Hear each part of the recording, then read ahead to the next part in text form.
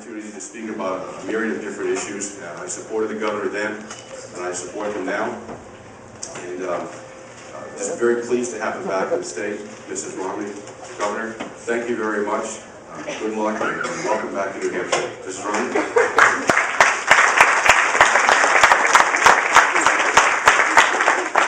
Oh gosh, it's great to actually start this process again and to be in a place where we feel it is an extraordinary thing that happens in New Hampshire, where people really do get to know the candidates on a personal level. So some familiar faces in the audience and some faces we've seen before. You all know Mitt announced yesterday.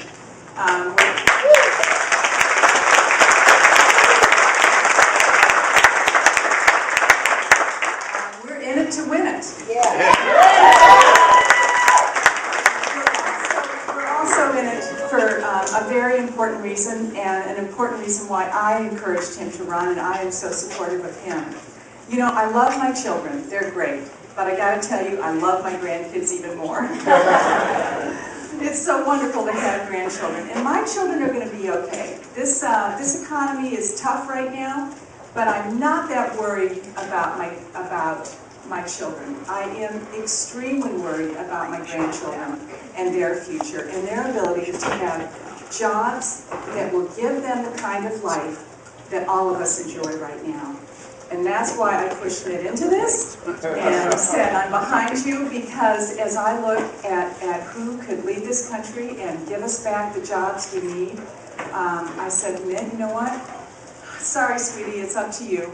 So that's why I'm supportive of him doing this again. It's a tough process. I've been through it before.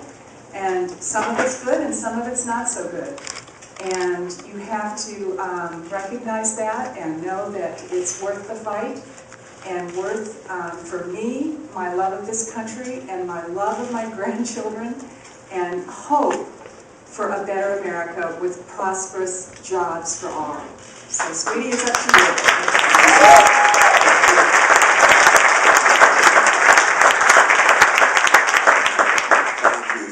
Very generous to applaud, even though we haven't said much yet. And I appreciate that a number of you got up this morning to listen to Ann and me, and we're here to hear from you as well as from us. And so I'm going to say a few words and then turn to you, and your offer of counsel, advice, or questions is welcome. A little more about Ann. Don't know how well you know her. She and I met in high school, actually. She was 15. Went to a party I happened to go to at a friend's house. She came with someone else. I told the guy, I live closer to Ann than you do. Can I give a ride home for you? And we've been going steady ever since. That was, let's see, we've been married 42 years. It was 4 years before we were married, so that's 46 years that she and I have been together. And, it has been all good, but there have been some times of challenge and heartbreak.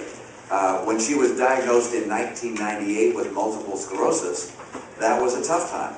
And she was getting ready for an elevator to go in the house to take her to the second floor, because she really couldn't use her right leg very well. We thought that she'd be in a wheelchair at some point. We happened at this time to go out to Utah to help run the Olympic Winter Games. And she was fortunate to get good treatment from good doctors and people who practiced Eastern medicine, Western medicine, prayer, horseback riding, all the things she did. She has been able to recover and to hold back that disease. And then a couple of years ago, she was diagnosed with breast cancer. And she went through the surgery and the radiation that's associated with that and battled back from that. She is the champion in our family. She's a fighter, and she's my inspiration. Thank you, sweetheart.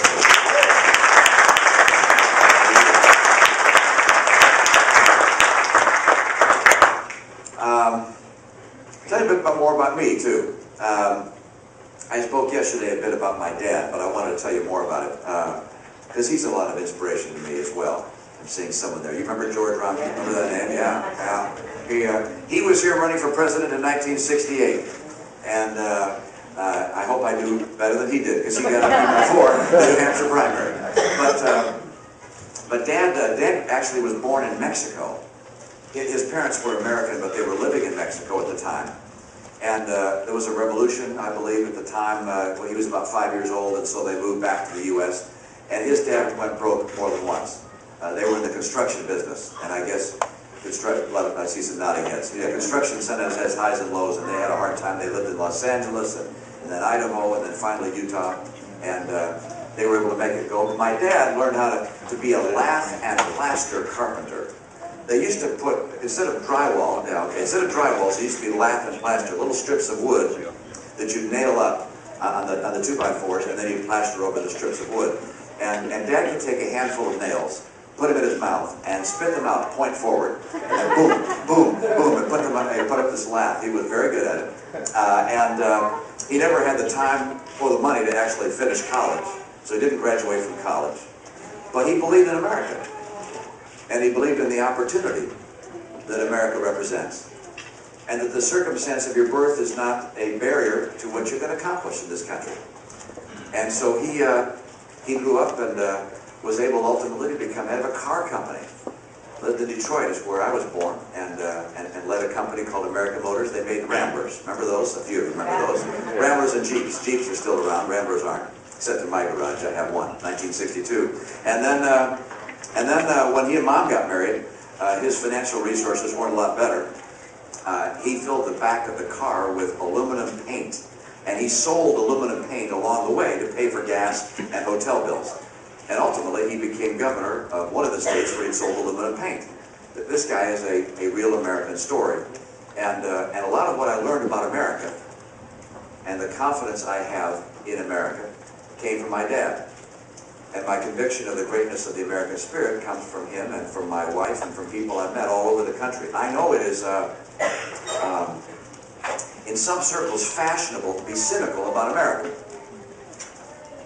And to think that somehow the challenges we face are so severe that the American people aren't up to it, up to overcoming them, up to solving them.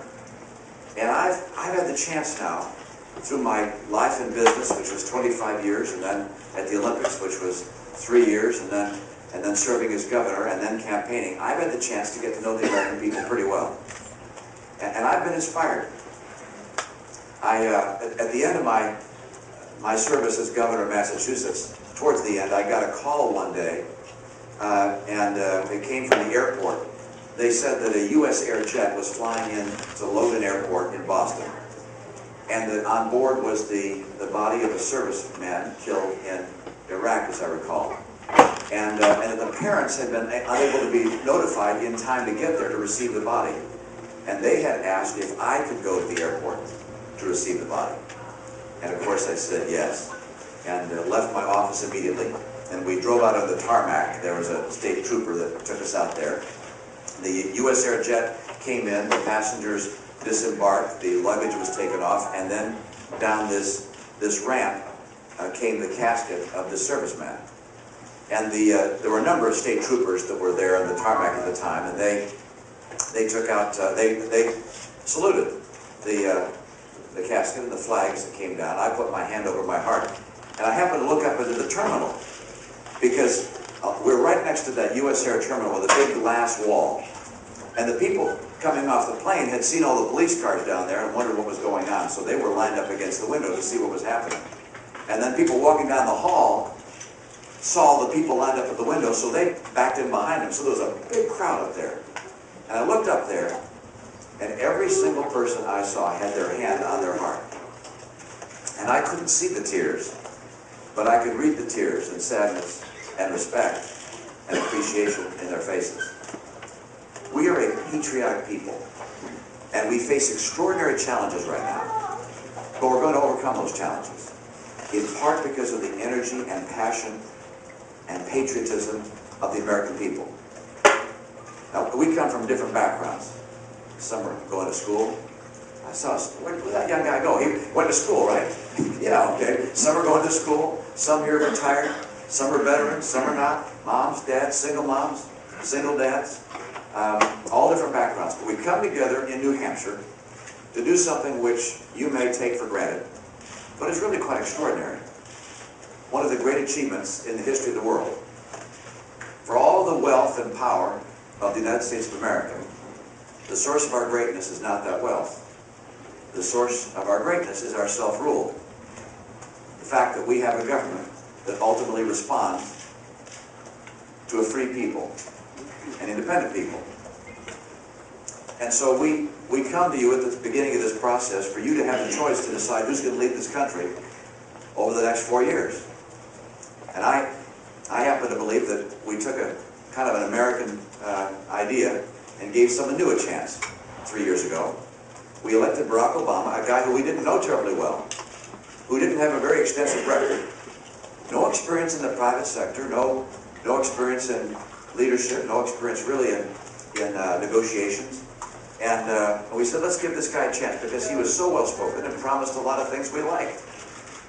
Now, 3 years later, into his 4th term, we don't have to just look at the promises, we can look at the record. And the truth is that Barack Obama has failed America. And I say that recognizing that he's tried, but I'm reminded of that old saying Ronald Reagan used to have. He said, it's not that liberals are ignorant, it's just that what they know is wrong. And what he did simply was wrong. On almost every dimension, what he did not help the economy get out of the slide it was in. But instead, he extended the downturn and made it deeper. And so today, 3 years into his term, we have more news that unemployment has ticked up again. We have 16 million people out of work or have just stopped looking for work. Millions more are in jobs that are well beneath their capacity. We have home values continuing to decline 3 years later.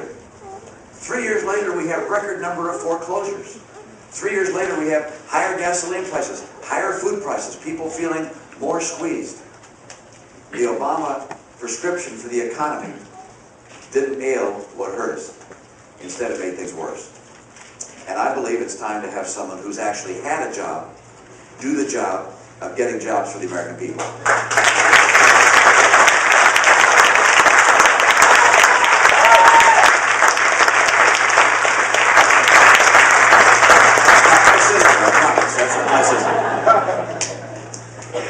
And so I'm committed and devoted to making the #1 job I'd have as President of the United States, going to work to get the American people back to work. And as Ann said, not just today and for the next few weeks or the next year, but instead over a long period of time. Because the foundation of our economy has really been eroding. Not just in 2 years, it got a lot worse in the last 2 years, but over some period of time. And you know that. The agreements on trade that we've made have not necessarily been the best for us. We've watched as China, for instance, has manipulated their currency to price their products below us and steal our intellectual property. We've seen us continue to borrow and borrow. Think what the borrowing does. Think what it means for a government to borrow. The number's impossible. When we talk about trillions, it's impossible for the human mind, I believe, to figure out what trillions is. But we do understand that the debt of the nation right now is almost as large as the entire economy. And if you add onto that all the unfunded liabilities we would pass on to the next generation, it's multiples of the entire economy. We simply can't imagine passing on to the next generation our bills. I want to pass on to the next generation a torch, not a debt. And so we've got work to do. And as you know, I spent my life in the private sector. I spent 25 years in business. That's what little business that became big business, and worked with companies that were competing around the world. And I understand how jobs come, and I understand how jobs go. And I was successful in some respects, but not always. I learned from mistakes as well. But I can tell you this: there is no reason that America can't reemerge as the job-creating, rising income, prosperous, and liberty-loving nation we've always been. This is the greatest nation in the history of the earth. And that flows from the spirit and energy and passion of the American people. Now, sometimes folks wonder, how is it that President Obama was so wrong? How could he made so many mistakes relating to our economy? And I happen to think that, in part, he took his inspiration from Europe. Now, why do I say that? Well, because when the Europeans were in trouble economically, they spent more money and borrowed more money, and that's what he did. And when the European healthcare system was in trouble, they had the federal government take it over. That's just what he did. And with energy a problem, they had cap and trade to raise energy prices. That's just what he did. With unemployment high, they pushed more unions, just like he did with his card check and his stacking of the NLRB, National Labor Relations Board, in favor of organized labor bosses. He has been awfully European. You know what? European policies don't work there. They sure as heck aren't going to work here. I believe in America.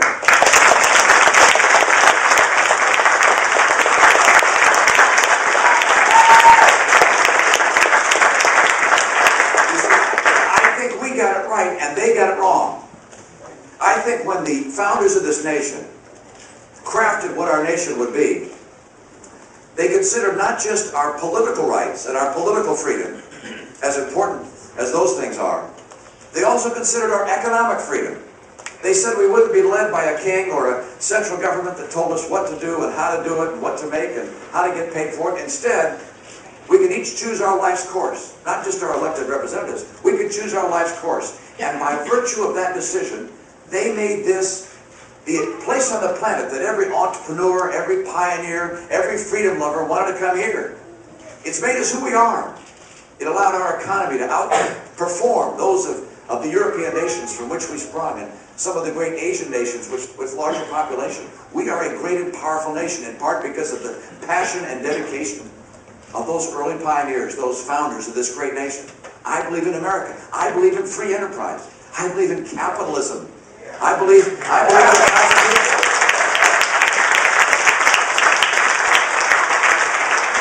I believe in the Constitution. By the way, when the founders said we're gonna have certain powers at the federal level, but we're gonna preserve at the state level all those powers not specifically given to the federal government. That 10th Amendment, it's one that I don't think Barack Obama has read. I know he went to law school. Go read the 10th Amendment again. Recognize the power.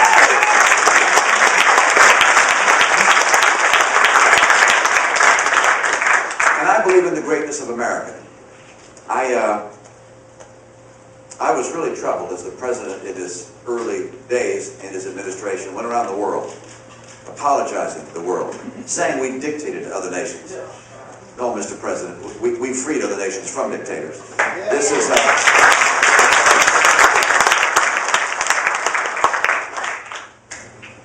the greatest nation in the history of the earth for a lot of reasons. You know the big reason. The big reason is because this is a nation that was willing to lay down the lives of our sons and daughters to defend our own liberty and to share liberty with others.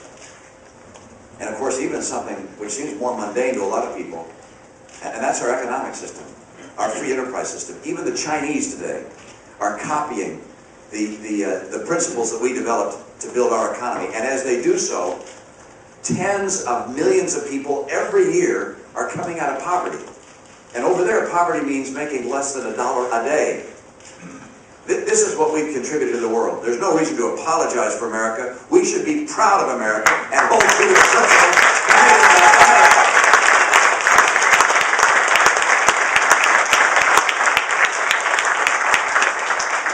Let me just say one more thing about my confidence in our future, and that is, I mentioned the hands on the hearts of the people at the airport, at the U.S. Air Terminal.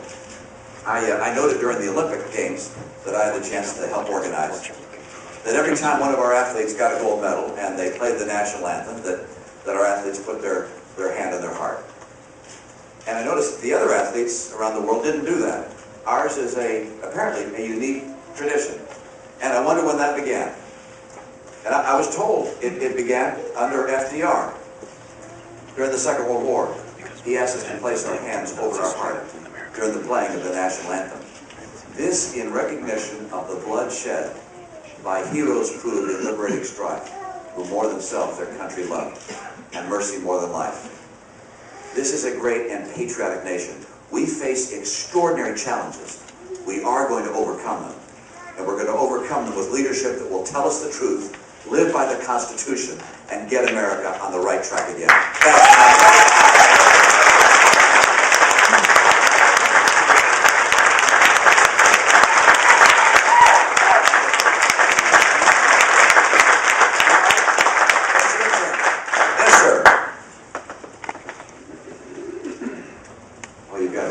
You want to have me read it too? No, all right, okay.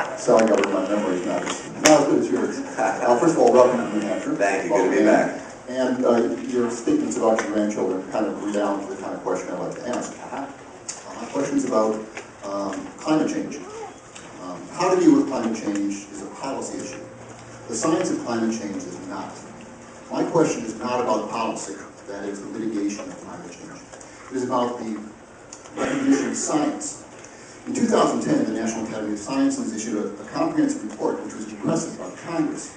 Their conclusion was there's a strong and credible body of scientific evidence that shows that climate change is occurring. It's caused largely by human activities and is a significant risk for a range of human activities.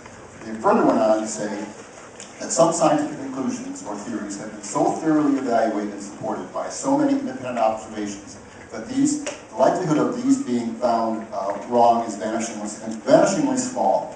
This is the case for climate change. My question to you, sir.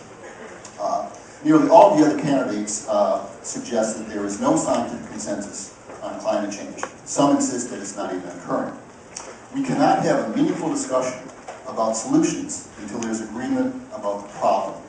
Will you, sir, state now that under a Romney administration, global warming will be accepted as a reality, and this reality will form the foundation for all climate and energy policy?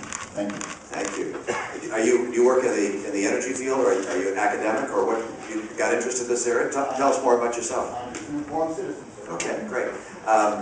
It's an important topic, and I actually had the privilege of writing a book at the end of my last campaign. I found that one of the challenges in a campaign is that most of the time you answer short questions with short answers. You're on debates and you get 1 or 1.5 minutes, and you don't get to lay out your views on a whole host of issues. And so I wrote a book called No Apology, and in there I have a section on this very topic, on energy, on global warming and so forth. And I indicated my view. I don't speak for the scientific community, of course, but I believe the world is getting warmer. I can't prove that, but I believe, based on what I read, that the world is getting warmer. And number 2, I believe that humans contribute to that. I don't know how much our contribution is to that, because I know there have been periods of greater heat and warmth in the past, but I believe that we contribute to that.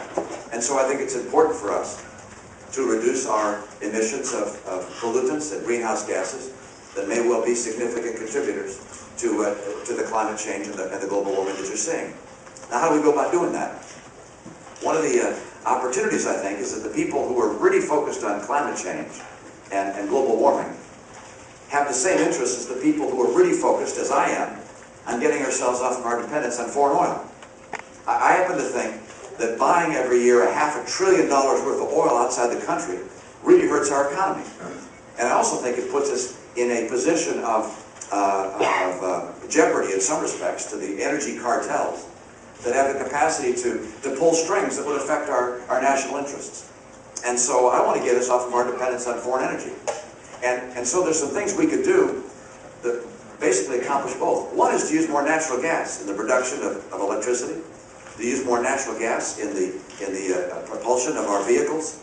We have just found through something known as horizontal drilling. It sounds a little strange, but the scientists, we used to drill holes vertically into the earth. And now they found a way to drill vertically and then to go horizontally and to tap into all sorts of gas pockets. And we've developed about 100 years of additional natural gas for this country. I want to get that natural gas into usage in our truck fleets, on our interstate highways, in power generation. Natural gas is far less CO2 emitting, and it's also domestic. So it solves both the challenges that we talk about. Nuclear power doesn't generate carbon dioxide. It's also domestic. And nuclear power is something I think we have to have. And so I look at our natural resources and our domestic resources and say, you know what, America can be energy independent of our dependence on the cartels. We'll still, of course, trade in energy. We have Canadian energy and so forth we'll trade with. But I want to get ourselves off of our dependence on foreign energy and at the same time move towards sources that are far less CO2 emitting. I also want to see us become more energy efficient. I'm told that we use almost twice as much energy per person as does a European, and more like 3 times as much energy as does a Japanese citizen. we can do a lot better. I'd like to see us in our vehicles, in our homes, in our systems of insulation and so forth become far more efficient. I think that's happening, and believe that we have a role to try and encourage that to happen. So for me, highest priority, get ourselves off our dependence on foreign energy by developing all of our sources, including our renewable, solar, wind, nuclear, gas, clean coal. And by the way, we can't just say it's going to all be solar and wind. I love solar and wind, but they don't drive cars, and we're not going to all drive Chevy Volts.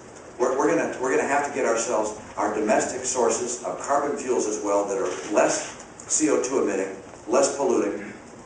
That's going to get us energy independence and also reduce our emissions of greenhouse gases. And by the way, any policy that relates to something, we talk about cap and trade. I know that a lot of people talk about cap and trade. Look, we cannot, as America, enter into an agreement that causes our energy to become more expensive if we let the big emitters of the future, like China and Brazil, off the hook. We don't call it America warming. We call it global warming.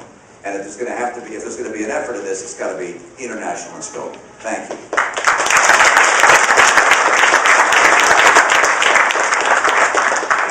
Good morning, Governor. Good morning. Thank you for being here. Good to see you. Sorry, I called this young lady here, but you're just fine. Go right ahead. You got the microphone, please. She was wondering what was going on there. Next, okay. Good to see you again. Thank you for being here. Governor, when you get to Washington, how do you plan to get this spending in what the spending that's going crazy down in Washington under control? Thank you. What do you do about the spending? How do you deal with this? Right now, we got our colleagues in the House that are doing a heroic job. They're using every source of their strength to fight the excessive spending of this administration, and I applaud them in that. They say they're not going to raise the debt limit unless they see a commensurate reduction in spending and plans to hold down our spending in the future. Congratulations to them for keeping that battle going on. How would I deal with it? Well, there are really three parts of the budget. The first is what we'll call discretionary spending. That's about 20% of the budget. And that's got to come down a lot. We got a lot of programs in Washington we all like, but we don't have to have. When I came in as governor and had a $3 billion budget gap, there was not $3 billion all of just waste. There was some of that doing stuff we liked, but we simply couldn't afford. And at the federal level, we're now spending money on things we like, but we have to borrow money from the Chinese to pay for it. That doesn't make sense. And so I go through the budget and say, you know what, on some of these programs, I like them, but we got to stop them. Because I'm not willing to pay for these by borrowing and putting this burden on my kids' future. So that's number one. That's the discretionary part. That's about 20% of federal spending. The next 20% of federal spending is military. There's a lot of waste in the military. But that waste I would like to eliminate and not use it to buy more programs or even fund programs I like, but instead to rebuild a strong and modern military. If we're going to send our men and women into harm's way, and we have them now in 3 places in harm's way at least, I want them to be well protected, well secured, with the best armament in the world. Our Navy has been depleted and is on a path to be even more depleted. It needs to be modernized. Our Air Force likewise needs to be modernized. I mean, I know that they're just putting in place a new series of jets to do fueling for our fighter aircraft, in-air fueling, and I'm glad they're doing that. That's finally been made. No, the fuelers that we have now, I believe, are 707s. And these were built in the 1960s, but we have a very old Air Force. We need to bring it up to date. And I'd have more boots on the ground with those military. I'd have more soldiers in our Army. And finally, I'd make sure we have enough funds to care for our veterans in the way that they deserve to be cared.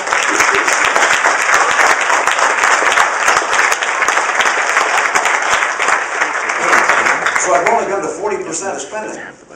20% of discretionary, 20% in the military, then comes 60%. And 60% are the so-called mandatory programs, which are largely entitlements. Medicaid, which is the program for the poor, that I would send back to the states. I would let the states care for their own poor and their own uninsured in the way the states feel best. That is the way to reduce cost, is the way to reduce fraud and abuse. give those dollars back to the states, and that'll help hold down the cost. And Social Security, the next two are Social Security and Medicare, programs for our seniors. No one in my party has proposed any change to those programs for anybody who's retired or near retirement. So anybody who's 60 or older don't even need to think about any changes. The question is, what are we going to promise people in their 20s, 30s, 40s, and 50s? And the answer is, let's tell them the truth. Let's not give them promises that we know can't possibly be met. And so I want to tell people the truth. I know that Representative Ryan has put a plan out. It's not the same as what I'll pull out, or I'll bring out. But it takes a step forward to saying, how can we make sure that we spend only what we take in, how we make these programs sustainable. I want to keep Medicare and Social Security. I do not want them to be jeopardized. And so we want to make sure we put programs out that we can honor and that we can commit to the next generation we will be able to fund. So I'm going after those areas. Entitlements will make sustainable, we'll send Medicaid back to the states, and we'll cut dramatically our discretionary budget. And by the way, I will assure you that if I'm President of the United States, I will get America on track to have a balanced budget. It is immoral, in my view, for us as a nation to continue to spend.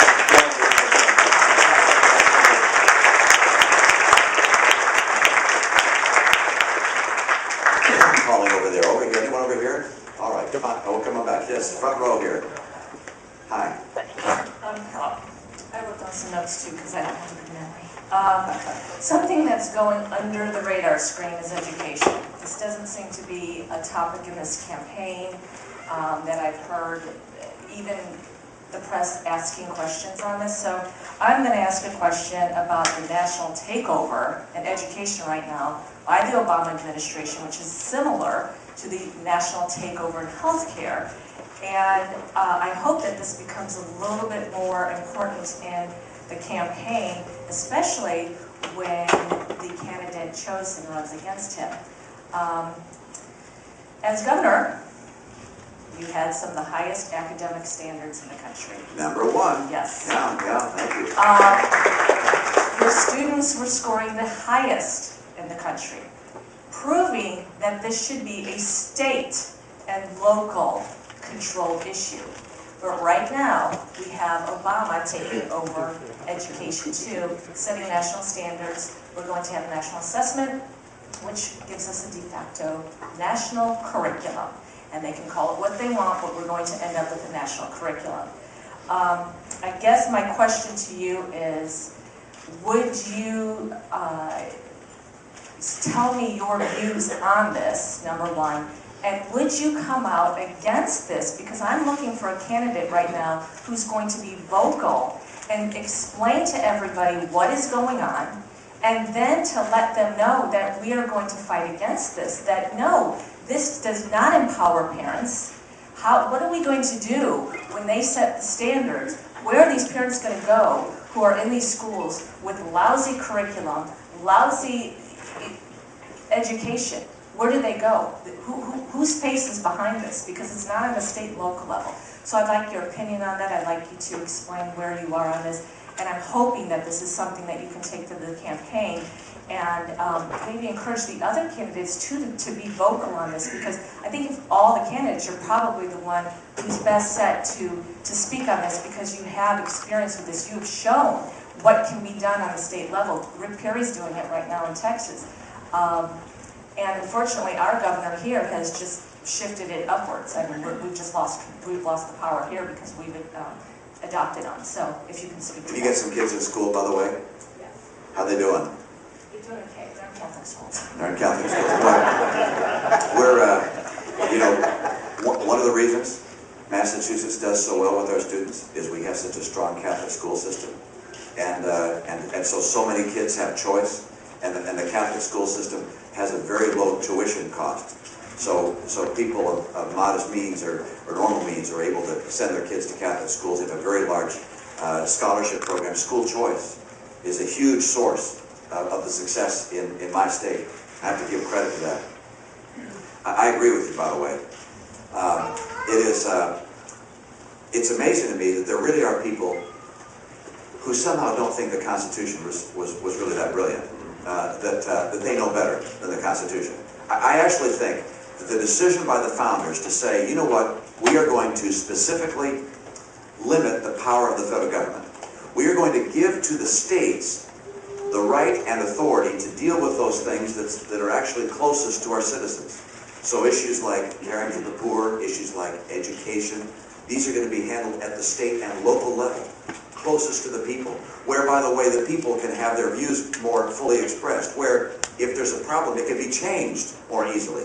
In Massachusetts, we have a referendum program. If you don't like something in the state, you can put something on a ballot referendum and we can change it, even if our elected representatives are not willing to do it. The states are the place for those issues that touch us most directly, and I can't think of many things that touch us as directly as the education of our children. Now, I like what we have in my state. We have a statewide series of, as you mentioned, academic criteria. We have a statewide curriculum. We ask our kids to take a test every year to see how they're doing. You can't graduate from high school unless you pass the test. I mean, and I think it's working pretty well. But I'll tell you one thing. If Barack Obama says, I'm going to take that and impose it on the nation, I will fight it to the nth degree. We do not have the federal government step in with their so-called experts taking over the rights of people, states, and local governments. It's against the Constitution, and it's wrong for America. So I think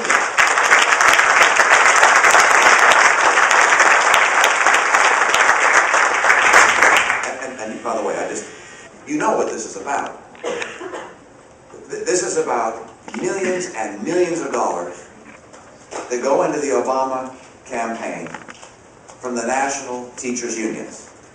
And the bosses of those unions want to get their hands on education at the national level because they're losing in a lot of states. A lot of states are saying, no, we're holding it back. No, you can't do that. We want to pay for performance. We want a process where those teachers that are failing are removed from the classroom. We want to have more school choice. We want to have cyber learning. And so some of those unions are losing those battles and they want to take it over at the federal level. And I can't imagine in America where you're going to have a White House, Republican or Democrat, or a Congress, Republican or Democrat, laying out what our kids have to be taught. That is unacceptable. I want to be able to go whichever state gives me my freedom. Thank you. Yes, sir. Go back to the days when you were running Bain. Someone came to you and said, we've got a couple of programs we're running, they stink, I'm going to cut them. And I think we need to put some people back to work, I'm going to do that. And we're spending too much money, so I'm going to cut costs. You will probably tell him, sir, come back to me with a detailed plan on all these issues, step 1, step 2, step 3, step 4. This is what I'm going to do. Now, you're a great manager. Why can't you treat us that same way? Give us a detailed program of what you're going to accomplish as president. I will. The best place to find that, by the way, in great detail, is my book, No Apology, where I lay out the challenges I think we face in our military globally. I lay out what I think is wrong with our economy. I lay out what I think is wrong with excessive federal spending, how I would change the entitlement programs. I lay it out in my book. And it's hard to do in a couple of minutes here, but take a look at the book. It's a good book. I'll give you a discount. They're going for less money right now, I think. It's called No Apology, and so I'll do that in some detail. And I do it there in some detail. And I spent about almost 9 months writing it. And by the way, I hired a ghostwriter and sat down with the ghostwriter, and he interviewed me, and then came back with the first chapter, and I read it, and I said, this will never do. And so I sat down and did the research and wrote it myself, and so you got me in there. So the English isn't that great, but hopefully the thoughts are okay. And let me just tell you, for instance, on the economy, the things I do, because that's the issue that I think most of us are concerned about. Are we going to have an economy that's strong to care for us and to create jobs, and that's able to provide for our kids a prosperous future? And those of us who are retired, we want to make sure that we give to our kids and our grandkids a nation that's strong and vibrant that can defend itself. And you can't defend yourself, by the way. You can't have a first-tier military if you have a second-tier or third-tier economy. So what do you do to get the economy going? I've got 7 things I'll mention. And I could go on to 14, but I'll start with 7. Number 1, we've got to bring our corporate and employer taxes down to the levels that are competitive with others around the world. Number 2, Number two, we have to change our regulatory and bureaucratic structure so that it's modern and up to date. We don't deregulate everything.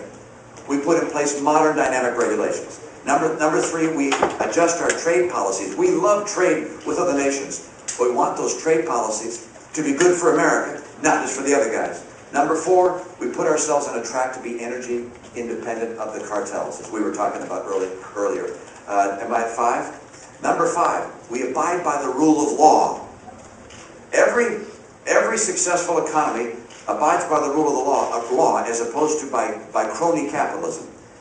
And this president made an enormous error. When General Motors was finally taken bankrupt, which, by the way, I proposed early on, it needs to go through bankruptcy so it can come out again and survive and create jobs once again. But when he finally took it bankrupt, he wiped out the interest of the senior lenders, just pushed aside the law, so he could give the company to the UAW. That sends shockwaves through a system that relies on the rule of law. We have to abide by the rule of law. And finally, we have to have great schools, the best in the world. I said finally. That was 6, great schools. And 7, we have to have a government that doesn't spend more than it takes in. Because if you spend more year after year than you take in, people wonder whether the currency is going to be worth anything down the road. And if the currency is worthless, America can't have a future that creates jobs. Those are 7 things I do to get the economy going. And I see a thumbs up. That'll be enough. The next 7 we'll get on another occasion. Thank you.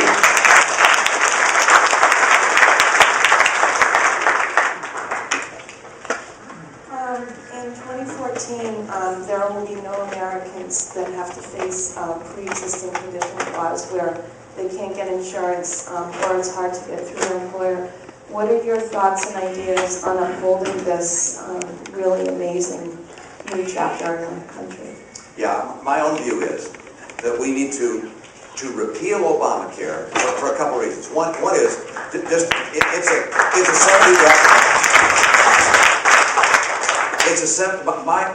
my bill of Massachusetts was 70 pages, and we dealt with the issue of pre-existing conditions, I think in a pretty effective way. 70 pages. His is 2,700 pages, and in those extra 2,600 and some odd pages, he does a lot more than just care for pre-existing conditions. He has the federal government take over and manage health care, just like they want to take over and manage education. And the American people are saying in every way they can, no way. Now, I've said if I'm president, I will repeal Obamacare. And by the way, on day 1 of my administration, I'll direct the Secretary of Health and Human Services to grant a waiver from Obamacare to all 50 states. So we'll take care of that.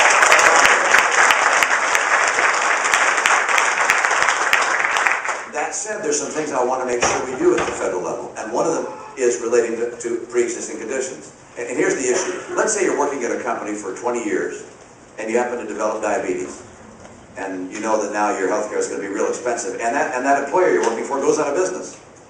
Or you need to change jobs to move across the country to follow your family or whatever. And now you go to a new employer, and they won't hire you because they can't get you insurance. Otherwise, they don't want to pay the cost of your care. Or the insurance company won't insure you because you've got a pre-existing condition. That doesn't make sense to me. So I would propose at the federal level, we say that if individuals have been continuously covered for some period of time, that they can't be denied ongoing coverage because they've developed what's known as a pre-existing condition. That's something I'd say is just fair in dealing with insurance. There are other things I think we have to say about insurance. That is, we ought to be able to buy it across state lines and buy policies that make the most sense for us. And by the way, employers and small groups ought to be able to combine together and buy and purchase in pools so we can get the discounts of groups. There are a number of things I'd like to do. And by the way, one more thing. Let's get rid of the extraordinary cost of the malpractice system that we have.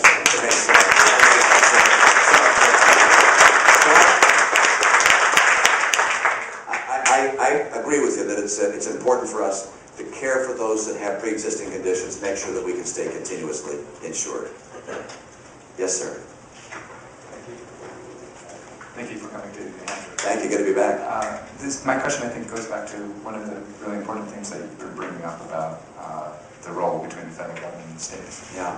I know that you believe that we should repeal Roe versus Wade, and I was wondering if abortion becomes illegal in some states, should there be criminal sanctions against doctors who still perform abortions, or for women who get abortions? I don't think anyone's proposed that, have they? I mean, there are, I mean, some of this, I don't think any political person has talked about criminal sanctions. I think the right thing for matters related to abortion is very similar to what I described in other measures, which is return this to the states. Let the states make their own choice. I'm pro-life, and I think this is a decision best handled, like many other things, at the state level. Thank you. I want to say thank you for being here this morning. You're okay, yes. Hi. Thanks for being here. Thank you. I just have a question about this whole debt ceiling Yeah. thing that's going on. Yeah. If they raise the debt ceiling, they're just going to spend more money. I mean, that's just a welcome mat to spend more money. I mean, it's the false premise that the faith and whatever of paying our bills, blah, blah, blah. I know that in my paycheck every week, they're still taking out money. Yeah. So I know money is still coming into the government. And all they have to do is pay our bills with that money and stop spending it on shrimp running on treadmills and all those other programs that are absolutely ridiculous. I am tired of the government raising the debt ceiling on my back. Boy, that's a powerful one.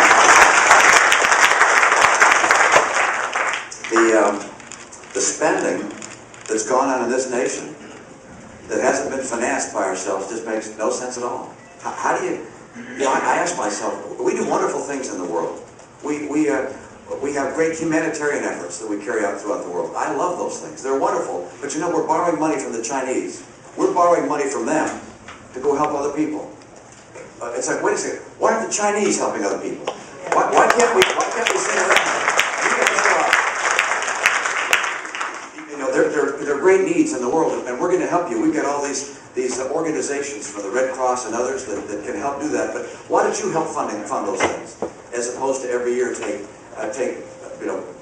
loan more and more money to us so we can keep on getting ourselves deeper and deeper in debt? It puts us in jeopardy. It puts our families in jeopardy. I saw an article in USA Today. I think it said that the average American household has, if you take the national debt and the unfunded liabilities, almost $500,000 of national debt and obligations. It's unthinkable, and we have to say stop. And I can tell you this: I'm pretty confident that we're going to have a Republican House, Republican Senate, and Republican White House, because this president's failed. He's a nice guy. He's well spoken. He could talk a dog off a meat wagon. And yet he hasn't delivered. And we've had 3 years now. See, at the beginning it was all George Bush. We're not hearing a lot about George Bush now, by the way, as we're seeing unemployment at 9% plus. It went up again today. We're not hearing a lot about George Bush because you know what? He can't keep blaming George Bush. This is now his economy. And what he has done has failed the American people. And the borrowing and the spending and the $1.6 trillion deficit, these numbers are his. They're on his back. And it's why he's going to lose. We're going to have a Republican House, Republican Senate, and Republican President. And it's not that Republicans have all the answers, but one answer we have is stop spending more than you take in. And I'm going to hold the line. I'm going to hold the line so that we don't just keep on adding on debt, more and more debt to the backs of our kids. You guys, I want to, oh, gentlemen, yes, sir. I want to hear, I'll hold this mic for you. You don't need to get up if you don't want to. I'm just a handicapped old citizen.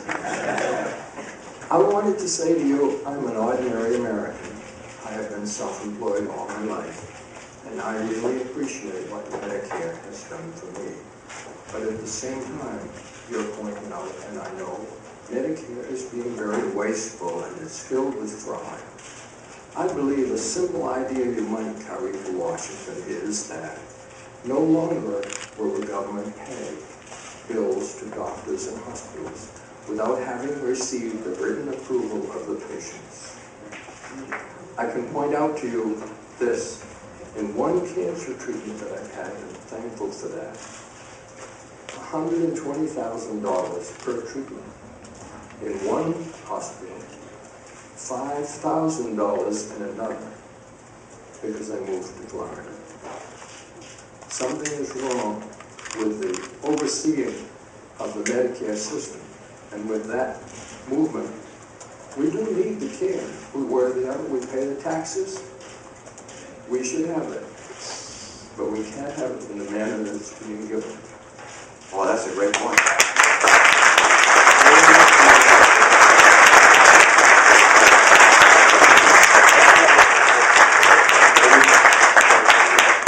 Are you doing better? I mean, you feel the health good? Yes, I'm doing fine now. Thank you.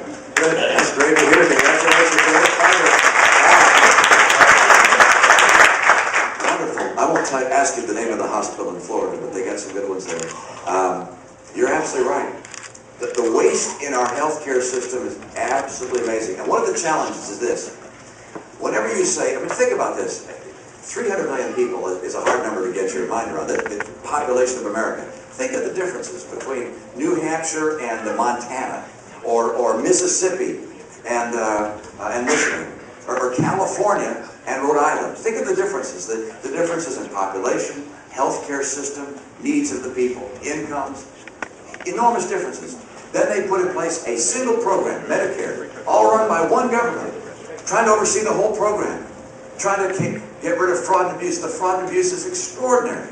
The paperwork is massive, and so the waste is just overwhelming. And so I would like to see more choice brought into Medicare. I'd like to have patients have the ability to choose the current Medicare plan or a plan that's provided by a private provider. And let competition works. I like the free market. Let competition work, and let seniors decide which plans they like. Now, I'm not talking about changing anything for somebody who's currently retired or near retirement. But for people in their 20s and 30s and 40s, I'd like more choice. And I like Medicare Advantage. Are you a Medicare Advantage? You think so? All right. Well, you're an Advantage person anyway. So we have more choice now that's offered in Medicare. That's a good thing. This is a program we have to protect. As you say, Medicare has to be protected. Social Security has to be protected. No one wants to cut those programs away. We want to keep them in place. But one thing we've got to do is bring to those programs, or bring at least to Medicare, where you're dealing with health care, the kind of dynamism and competition and choice that has allowed the rest of our economy to be so vibrant. And I congratulate you on being wise enough to see the difference between a hospital that charges $100,000 and one that charges $5,000, and saying, I'm going to go to the one that charges $5,000. If that happened more, we'd save a lot of money in this country. And I'd like to see that happen by the choices that we provide to Medicare.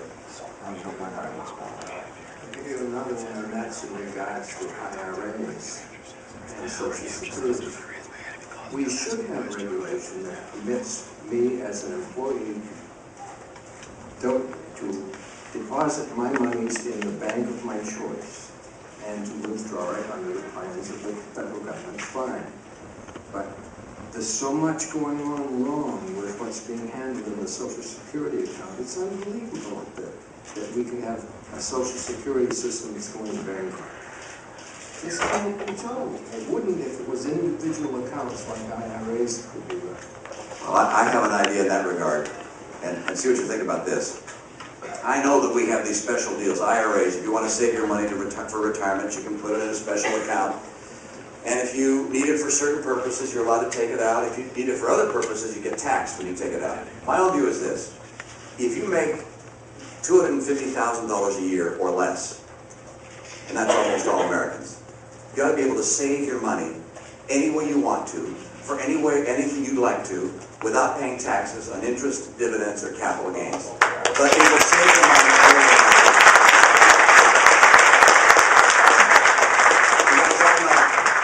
I know I'm taking you a little longer than I'm supposed to, so I'm going to stop here, but I want to tell you I'm confident in our future. There's a rising current in this country saying, you know what, we're taking back America, we're going to restore the principles that made America great in the first place. We're all part of that. New Hampshire has a loud voice. The fact that you're here this morning speaks volumes about the interest of the people of New Hampshire in choosing a leader who will get America right again. I hope you'll help me in that effort. I got a lot